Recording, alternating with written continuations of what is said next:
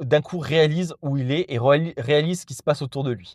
Donc la première chose déjà, il analyse les joueurs. Et en fait, les deux équipes se ressemblent. Donc on va en traiter qu'une parce que c'est valable pour les deux. Déjà, il remarque le gardien.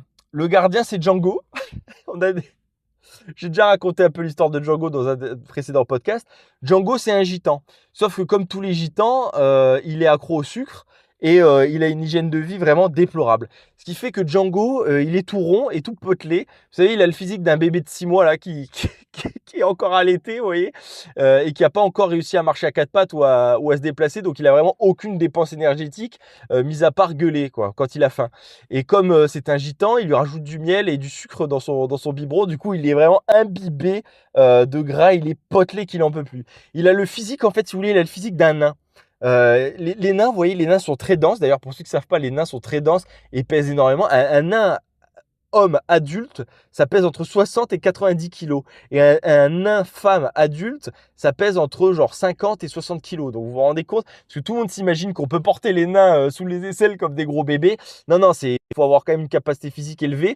Parce qu'un nain, c'est dense et ça pèse son poids. D'où l'intérêt de faire des lancers de nains. Ça implique quand même une certaine performance. Vous voyez ce que je veux dire? C'est dommage d'ailleurs qu'on les ait interdits.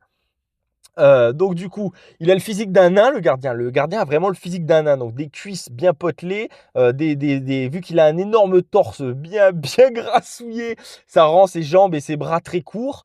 Et vous voyez déjà, il peut pas toucher ses hanches avec ses bras, parce qu'en fait, il a des dorsaux trop gras, et du coup, ce qui fait que ses bras sont en suspension, et du coup, il est un peu, vous voyez, comme quand comme quand vous êtes dans les déguisements de sumo là pour faire des luttes de sumo dans les événements un peu festifs.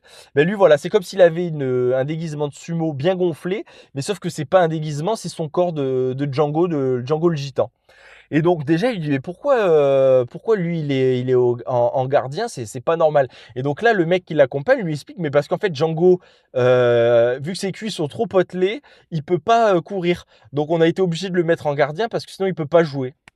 Donc déjà, Jean-Marie, il se dit, putain, ça c'est pas normal qu'un gamin qui